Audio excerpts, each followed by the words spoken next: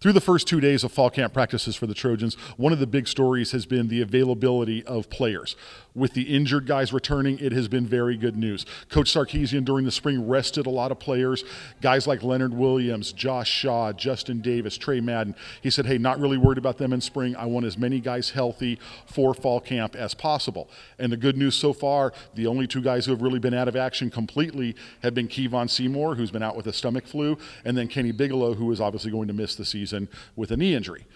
But the good news, when you have guys like Williams and Shaw back on the defense as they have been full-time, you look over on offense and you see Trey Madden, you see Justin Davis. They're both running the ball hard. At receiver, Sarkisian has been very quick to praise the fact that George Farmer and Stephen Mitchell are out there as much as they have been. They haven't even been going with knee braces right now, so that's an indication of where they are at in terms of their health.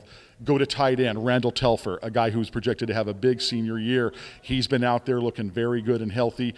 You go down to the offensive line, Andre Walker and Jordan Simmons have returned. Jordan Simmons is probably looking the better of the two right now. Andre still a little slowed from his ankle injury, not quite back to full strength. And then another player who Sark has said, hey, is still coming along slowly on defense is Lamar Dawson. So when you take that into account, that leaves a lot of guys for the team right now that are in action and getting reps.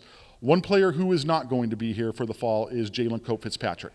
Academically ineligible, will not be able to play, will still practice with the team, but that leaves depth at tight end position very thin. You have Telfer, you have the true freshman in Bryce Dixon, you have a walk-on in Chris Wilson, who is a very talented athlete, and Sarkisian has said, hey, Soma Vanuku is a versatile guy at fullback. Don't be surprised if he ends up getting reps at tight end as well.